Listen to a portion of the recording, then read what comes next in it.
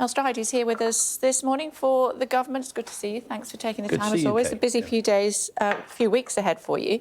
I'm reading this morning that Labour has won the endorsement of a coalition of business leaders who say a new outlook is needed. What does that say about you guys? Well, it says they've got a letter together with 200 names on it. There are no names on it, I think, in the FTSE 100, some of the biggest businesses in the country. It was only back in November, Kay, that actually, when we launched the full expensing, that biggest tax cut for business in modern history, that we had 200 names, which included some of the biggest and most important businesses in the country.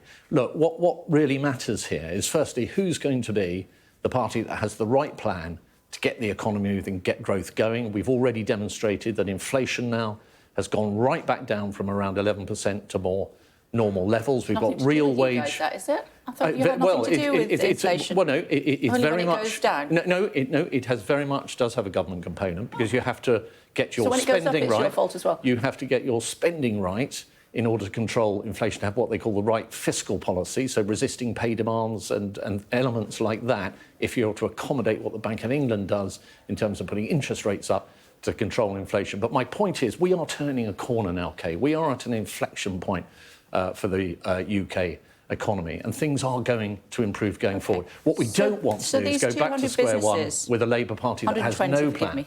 Yeah, these 120 businesses are inconsequential.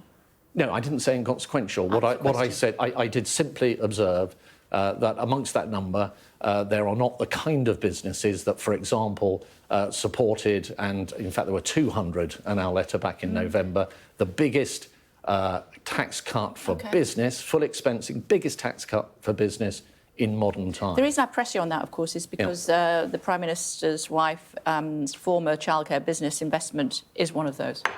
Well, that may or may not be the case, but my point, well, I think the relevant point is the relevance of the letter in its totality, which is what we're discussing. And as I say, I think, you know, there are names on there, and that's fine and all well and good. Is that not mildly embarrassing?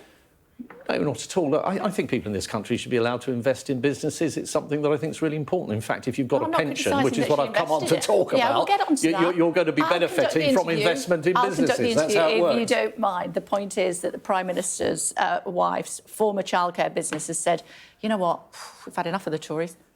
Well, look, whether the Prime Minister's wife has invested in any particular business does not detract from the things that really matter, which is that this is the government that has turned the economy around, has got growth going now in the last quarter. We're the fastest growing economy, equal fastest, in the G7. We are making huge progress. There is more to come. We're not in the polls. 10 months. Well, the polls are where the polls are at the moment. The only poll that matters is the one on election July. night. Well, that's true, Kay. I mean, it may make you chuckle. I've covered 12 elections. I know how it works. There you go. Yes. So we've got a long way to go between. What about Steve Baker? Does he know how it works? He's going to campaign from Greece on his holidays. Well, look, what I know is that there are hundreds of Conservative candidates up and down the country, pounding the pavement, knocking on the doors, working for every single vote, because this election really matters. Now, I can't comment on what Steve's doing or where he is or what he's up to. He may be designing his literature, doing all sorts, maybe making telephone calls. I have no idea. But what I can tell you is that we are fighting for absolutely every vote. Now, I know we're behind in the polls, and that is why we are working so hard now to try and get across the line, because it really matters to the future of our country. And I've described the progress that we've made. We've come through a really tough time where we had COVID, where we had this high inflation because of the war in Ukraine. We have supported the economy. We spent £400 billion doing that to get us through. We are at an inflection point. We have turned the corner. And my message would be, let's not blow that to a party under Keir Starmer where we don't even know what he stands for. And you think that... We have a clear plan that's working. Yeah, OK. And they don't have a plan, I know. That's what you always say. Pensioners... Well, but we say it because it happens to be true. Well, we'll see. They seem to have quite a few ideas why won't he debate the Prime Minister? Why will he not come forward? He hasn't said that he isn't going to debate the Prime Minister. The Prime Minister has asked him to debate him every week in this campaign. Yeah, that's not the same as not debating with him. He is going to have some debates with him, just not every week. OK, why... A bit busy on the campaign trail, well, some might say. Yeah, a bit busy trying to keep a low profile in terms of what he stands for, I think. Pensions, right. So a really big and important announcement today, which, as you know, we have something called the triple lock, which means that pensions have been going up very strongly over many years. In fact, £3,700 more for the state pension than in 2010. We want to go still further, and we will not only uprate by the triple lock across the whole of the next Parliament, but we will also uprate something called the personal allowance, which is the amount you can earn without paying income tax, by the triple lock as well. And that will mean millions of pensioners are getting a tax cut through time. Now, Labour have dismissed that.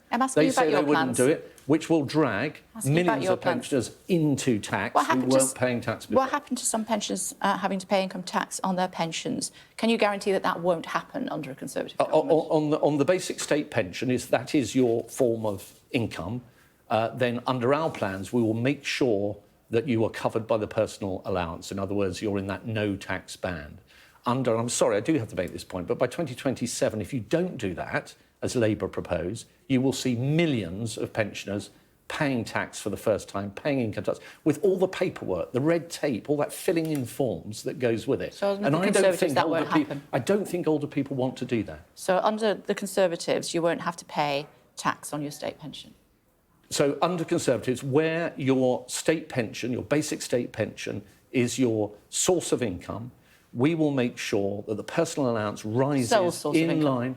Correct. Goes up. Well, clearly, if you're earning hundreds of thousands of pounds, for example, elsewhere, you're going to pay tax on it. But if you're on the basic state pension and that is your income, then you will be protected from paying tax, because we will make sure that the personal tax allowance rises by the triple lock uprating, which is why we call it the triple lock plus. And it'll stop millions of pensioners, as would be the case under Labour, getting dragged into income tax. What role is Boris Johnson going to play in this election? I have no idea, but I know that he's a very solid, vigorous Conservative, and I would expect him to be fully supportive of a Conservative victory on July Even if he's in Greece on a sunlight with Steve Baker. I don't know what his plans are. I'm sorry. You know, there are a lot of things I do know, Kate, and I can tell you about, but his travel plans and what he's up to. Well, apparently he's going to be away for most of the campaign. So how effective is he going to be? I don't know.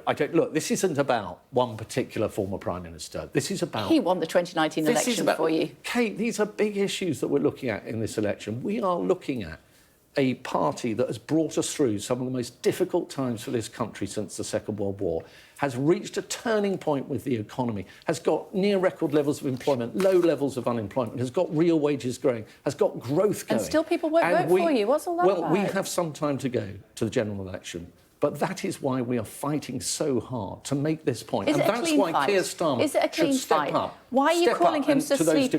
Why are you calling him so sleepy? I mean, is that language that you would condone? Sorry, so sleepy, is that language that you would condone? It's not a term that I have used or would use. I think whatever age you are in life, I think people have a huge amount to contribute, and some of the most effective. It's very wise you said that. I'm the same age as Keir Starmer. Well, exactly. Well, I'm in the same bracket, so I should declare an interest. There we go. But equally, what does matter is what you stand for. And at the moment, I'm sorry to come back to this point, but it's so important. We have got the economy through a tough thing. We are seeing the brighter, sunnier uplands hoving into view. And yet we have a party that, yes, has got a lead in the opinion poll, but is trying to keep as low a profile as possible, not telling us what it stands for, having no plan and expecting to just drift over the line. And that is not good enough. And that is why Keir Starmer should step up to the plate and should debate with our Prime Minister. He is going to debate with the Prime Minister. Every week we should be... He is going to debate with the Prime Minister. Applying that scrutiny so we can actually find out what No Idea